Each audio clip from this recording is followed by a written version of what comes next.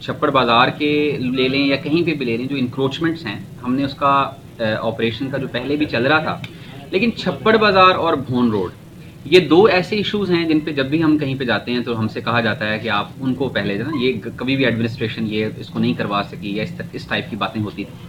ہم نے ایک تو اس امپریشن کو اپنا واضح کیا ہے کہ ہم جب چاہیں گے جو چاہیں گے ہم کر سکتے ہیں. اور یہ جو چھپڑ بازار کا ایشو تھا اس کا میں آپ کو ڈیٹیل میں تھوڑا سا میں لوگوں کو بھی بتانا چاہتا ہوں. میں نے یہ آپریشن پہلی بات تو یہ ہے کہ اس طرح سے نہیں ہوا. سب سے پہلے میں ان کو بلاتا رہا ہوں، ان کے ساتھ میری میٹنگز ہوئی ہیں، میں نے ان کو پیغامات بھجوائے ہیں ان کی بہت ہی محبت سے، کیونکہ یہ ہمارے لیے تمام لوگ بہت ہی قابل احترام ہیں اور ہمارے بزرگ ہیں، ہمارے بھائی ہیں.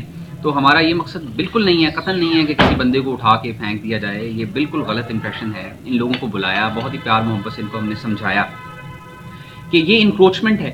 اس کی وجہ یہ تھی کہ میرے پاس اتنی زیادہ شکایات آتی تھی، خاص طور پر میجورٹی خواتین کی تھی، جن کی اتنی شکایات آتی تھیں کہ چھپڑ بازار کے اندر غلط قسم کی حرکتیں، فکرے کسے جاتے ہیں، بہت کچھ کیا جاتا ہے. تو اس میں جو ہے جب ہم نے خود اس کا پورا ایک وزٹ کیا، اس کا جب سروے کروایا گیا تو بہت کم جگہ تھی جو کہ گزرنے کے لیے بچتی ہے، تمام جگہیں انہوں نے انکروچ کی ہوئی.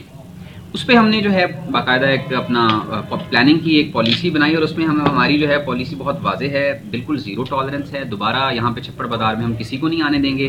ان کو متبادل جگہ ہم نے دے دی ہے، ان کو پہلے بتایا ہے کہ آپ کو متبادل جگہ ہم دے رہے ہیں. اس کے بعد یہ آپریشن کیا گیا ہے. ان کو 4 دن کا ٹائم دیا گیا تھا اس سے پہلے بھی، پھر بار بار ان کو ہم نے ٹائم دیا ہے تاکہ ہمیں یہ آپریشن نہ کرنا پڑے. لیکن جب ہم لوگ ہمیں اس لمٹ تک لے آئے کہ انہوں نے کہا کہ ہم نے نہیں ہٹنا، تو پھر مجبوراً جو ہے گورنمنٹ کو یہ ایکشن لینا پڑا. یہ اور اس پہ جو ہے ہماری بالکل زیرو ٹالرنس ہے. یہ سر اس میں ایک تو 121 ٹی وہ ہیں کہ جو جن کا کورٹ سے بھی، تو وہ کیا معاملہ ہے؟ مطلب وہ معاملہ یہ ہے کہ یہ دیکھیں لوگوں کو گمراہ کیا جاتا ہے. ہمیں پتہ ہے، ہم اس طرح سے کبھی بھی کورٹ کے کسی بھی آرڈرز کو، جو آرڈرز ہوتے ہیں ہمارے لیے ظاہر سی بات ہے ہمارے لیے بائنڈنگ ہے، ہم ان کے خلاف نہیں جا سکتے کبھی بھی.